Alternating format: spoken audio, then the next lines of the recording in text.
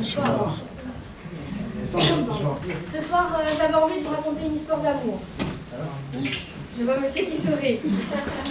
Une histoire d'amour qui commence par un coup de foudre, celui d'un roi.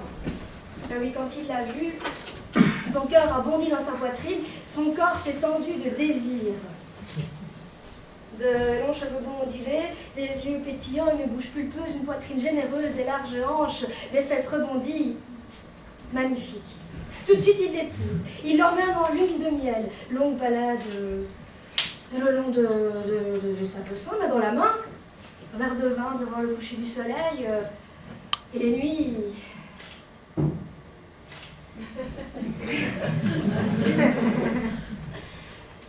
Il la ramène au palais, il lui fait faire le tour du propriétaire, lui présente le personnel, et le soir, ils s'endorment dans les bras l'un de l'autre.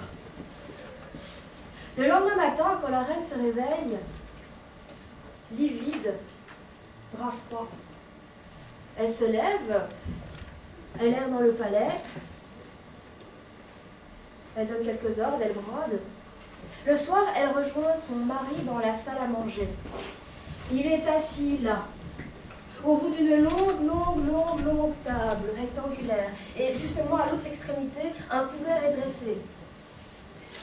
Elle embrasse son mari, s'installe. Votre journée s'est bien passée? Fatigante, fatigante. Les gens sont toujours mécontents. Je peux peut-être vous aider, raconter. Oh, je suis fatiguée. Je vais manger, puis je vais me coucher. Le roi mange, et elle prend sa fourchette, chipote dans son assiette.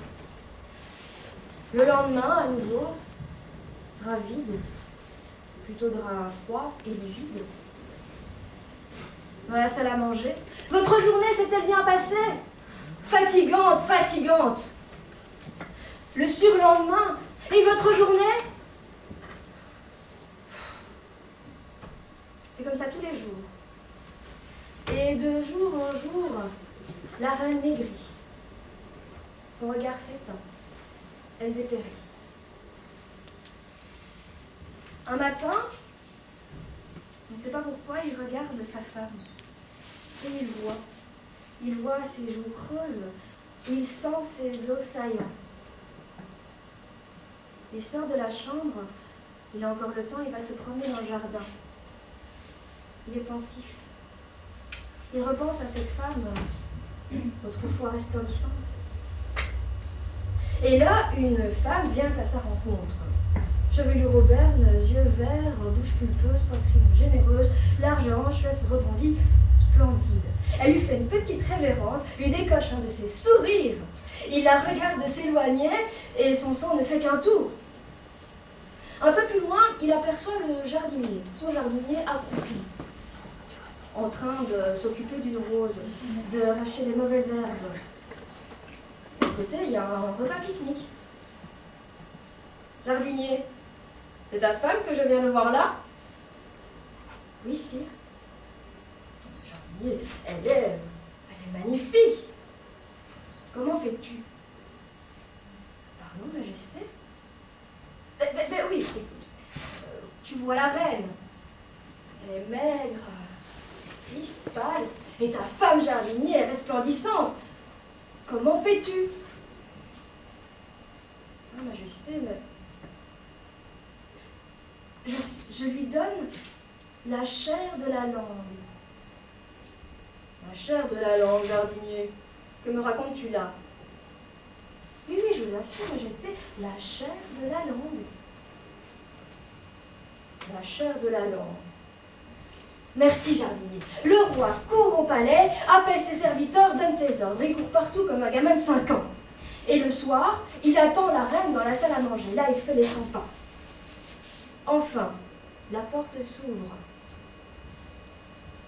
La reine blêmit. La reine pâlit. Elle se pince le nez. Sur la longue table rectangulaire. Des langues. Farcies, rôties, en papillotes, en sauce, bleu, jaune, toutes les couleurs. Les odeurs se mélangent, ça donne quelque chose de nauséabond.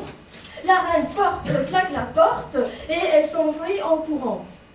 Évidemment, le lendemain, le roi va trouver le jardinier. Jardinier, ça n'a pas du tout fonctionné, ce que tu m'as dit là, ça ne va pas. Majesté, je vous assure, la chair de la langue.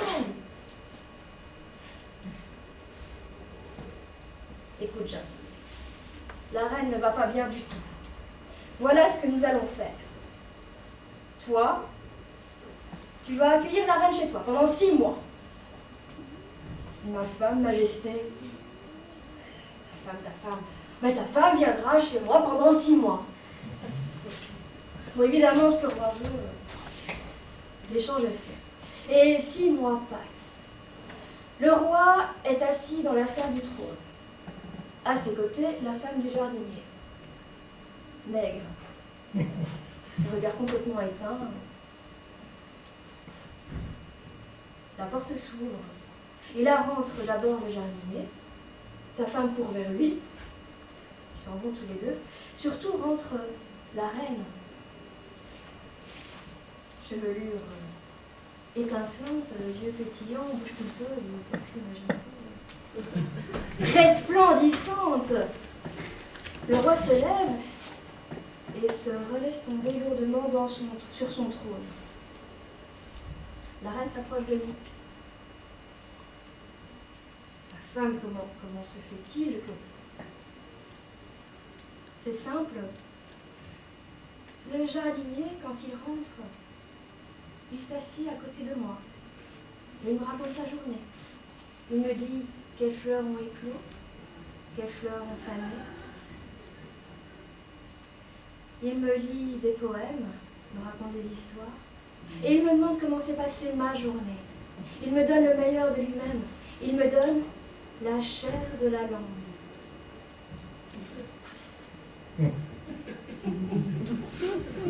Wow. Certains disent que la reine est partie vivre avec le jardinier et sa femme. Moi, je préfère croire que la reine s'est penchée à l'oreille du roi et elle lui a murmuré « Il était une fois ».